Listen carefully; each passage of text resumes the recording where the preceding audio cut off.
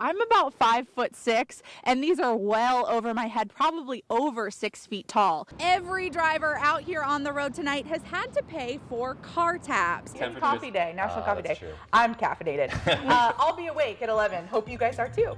We'll see you then. The wind blew that across this road and in back behind this brush. This is the Walmart on Road 68, and you can see these bare shelves over here. That's where the toilet paper once was. I am trying to beat my high score here. This is a game called Asteroids Deluxe. I've kind of been hogging it since they opened up. SWAT has kind of turned Prosser High School into a bit of a makeshift command post.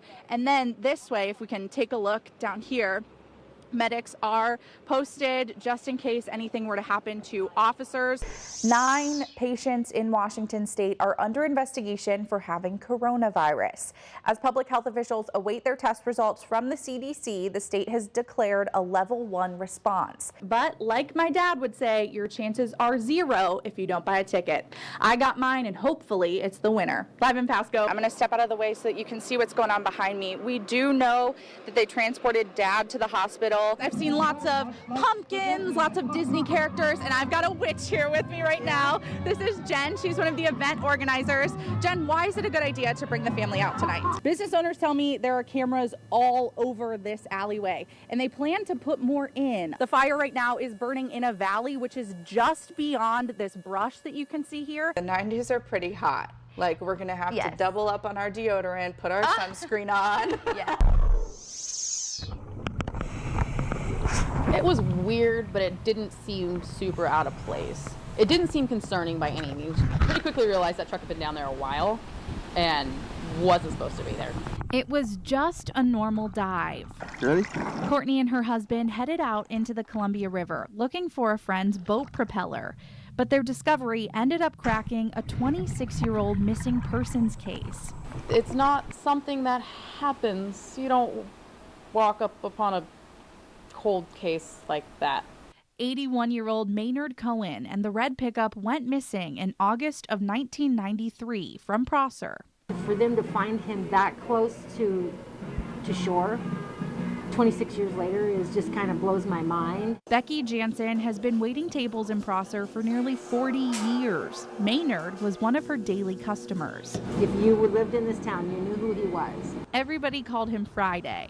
Becky says he got the nickname because he came into town on a Friday. And Maynard, that's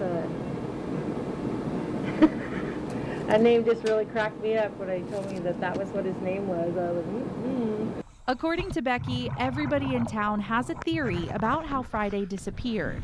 I think some people thought he just finally just decided to get in his truck and go again.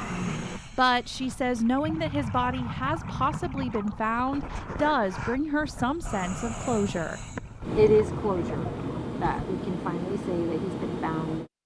The divers tell us that sonar images made the truck appear like a pile of rocks, and the water is so cloudy no one could really tell what it was. The state medical examiner has not determined the identity or cause of death just yet. What should have been the second day of school for Kennewick students is just another day of summer vacation.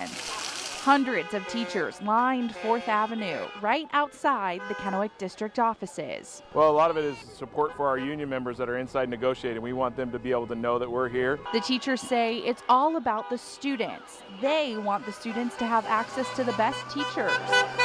But parents say they just want it to end. I just want a quick resolution that's good for both sides. Most parents we talked to today say they side with the teachers, but they want their kids in the classroom learning. I understand they need to have fair pay, but it's just, it's kind of inconvenient, and my children were really looking forward to going. The strike greatly affects families with 2 working parents. It's another day they have to find childcare or take the day off. I can't imagine how difficult that would be. I feel bad for those parents. 2 nights in a row, the district called school off around 7:30. Parents say that's too late.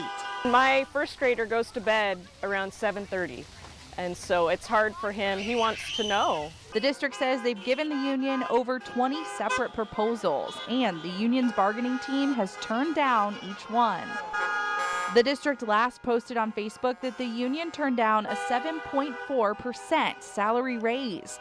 But teachers say the deal is much more complicated than that. Our bargaining unit has decided to keep everything indoors, whereas the district's decided to put everything and broadcast everything out there. It almost seems like it's bringing some discontent into the community. Teachers and parents want Kennewick kids in school. An offer the union sees fair from the district is all they need.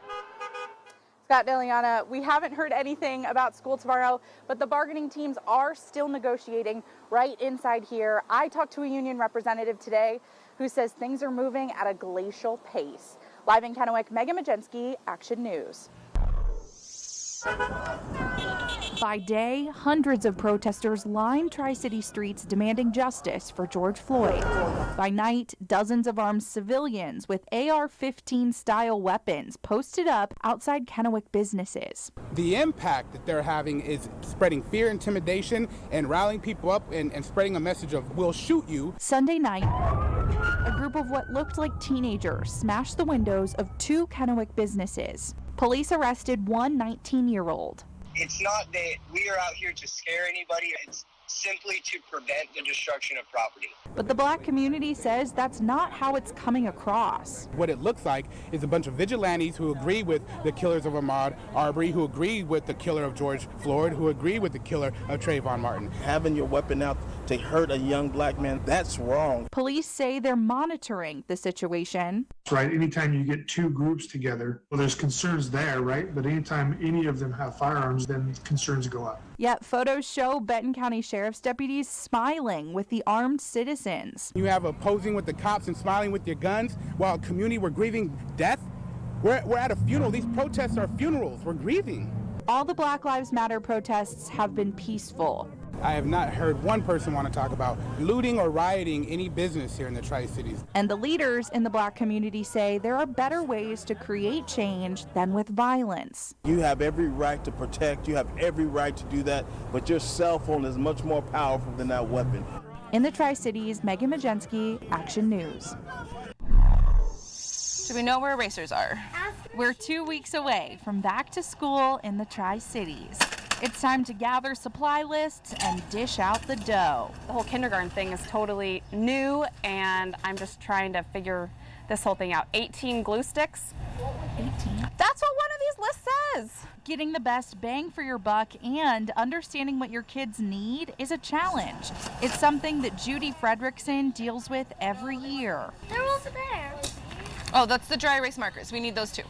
Well, hang on. We're right here. Let's do this first. I just shopped a 5th grade supply list for the Kennewick School District. A list like this might run you over $200. I tracked down some of the best money-saving tips for back-to-school shopping. We look through all the stuff that we already have and kind of go from there and then look at the list, try to find the right deals while still getting the right stuff. They want the kind that has centimeters and meters. I don't know what centimeters and meters are. Experts recommend shopping around, look through ads, and check online. Plus, check for coupons. Target's ad this week has a couple coupons to give you cash back when you buy. I'm a shop-arounder, so I might go and check out a couple different stores to see who has the best prices. Check prices as you shop, so there aren't surprises when you make it to checkout.